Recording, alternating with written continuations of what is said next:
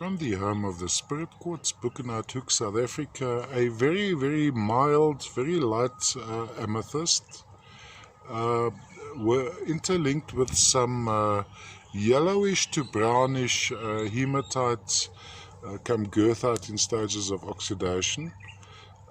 First of all, let me move it. So here, have a look at reflections. It is a little bit underexposed as you see it here.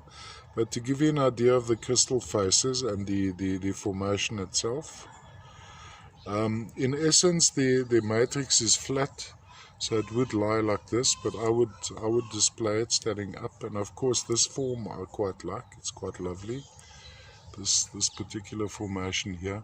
Now from this deposit, what is very typical is a central quartz crystal surrounded by the smaller ones, and then color would be determined by what happens when we look at the larger crystals. You see there's a very thin layer of amethyst running around the edges of the crystal, and that would be duplicated right through the specimen, giving it its underlying color.